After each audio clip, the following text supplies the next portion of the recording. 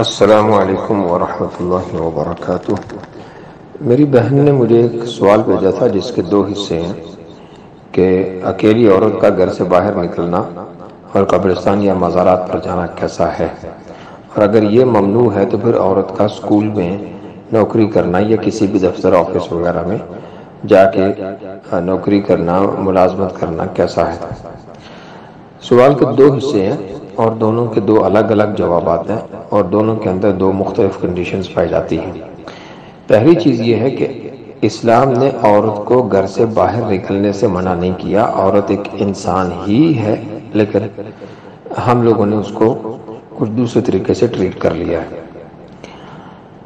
قرآن مقدس میں عورت کے گھر سے باہر نکلنے پر صراحتاً کوئی ممانعت نہیں ہے۔ احادیث کے اندر کچھ کنڈیشنز ہیں،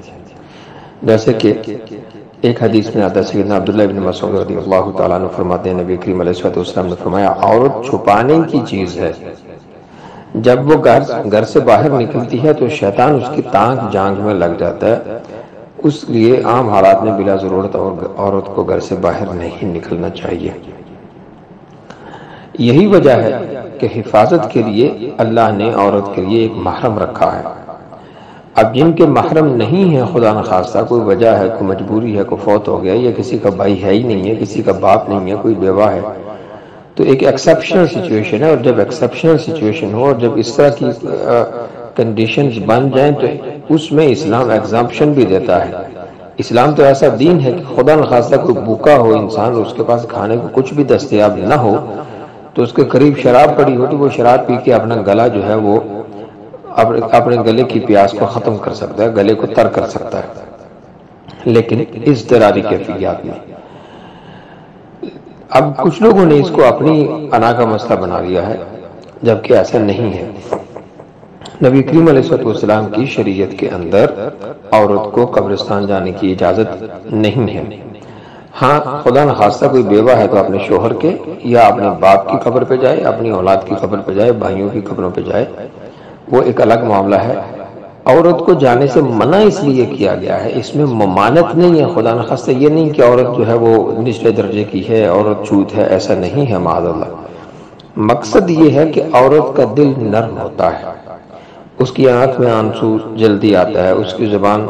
سے کچھ ایسے جملے نکل جاتے ہیں جو ناشکری کے ہوتے ہیں، نافرمانی کے ہو سکتے ہیں۔ قبر پہ جائے گی تو آہ گریہ کرے گی، وہاں پہ بین و نوحہ کرے گی تو اس کی آواز نکلے گی، یہ چیزیں اسلام کو پسند نہیں ہیں، اس لیے اس کو منع کیا گیا۔ جہاں تک نوکری کی بات ہے کہ عورت ملازمت کرے، تو عورت ملازمت کرنے کے لیے بھی محرم کے ساتھ، محرم اس کو اس کے جو جاب کا جو اس کا ورک سٹیشن ہے وہاں تک وہ اس کو ڈراپ کرے اور پھر وہاں سے لے، راستے میں اکیلی نہ جائے۔ یا پھر اتنی عورتیں ہوں کہ وہ سب عورتیں بہادر ہوں، صاف کردار کی ہوں، راستے میں انہیں کوئی گندی نظر والا، کوئی بری عادت والا، کوئی خبیث طبیعت کا انسان ان کو راستے میں تنگ نہ کرے۔ اسلامی تقاضوں کے مطابق باپردہ طریقے سے عورت محفوظ رہتے ہوئے ملازمت کر سکتی ہے، لیکن اس میں جو ضروری چیزیں وہ یہ ہیں کہ ملازم جو عورتیں ملازمت کریں گی وہ براہ راست کسی مرد افسر کے ماتحت نہ ہوں، کیونکہ نبی کریم علیہ السلام کا فرمان ہے، جب ایک مرد اور ایک عورت تنہا ہوتے ہیں تو بظاہر دیکھنے میں وہ دو ہیں، لیکن ان کے درمیان تیسرا ایک شیطان ہوتا ہے۔ پھر یہ کہ عورت جو کام کرے اس کا تعلق بھی عورتوں ہی سے ہو۔ اب جیسا کہ بہت سارے ملکوں کے اندر گائنیکولوجی کو ڈیل کرنے کے لیے میل ڈاکٹرز آ گئے ہیں جو حرام ہے، معاذ اللہ کسی کی جان خطرے میں ہو تو اس وقت کوئی مرد ڈاکٹر اس کو ہاتھ لگا سکتا ہے۔ پھر یہ کہ کسی بھی حوالے سے مردوں کو عورتوں تک رسائی نہ دی جائے، تو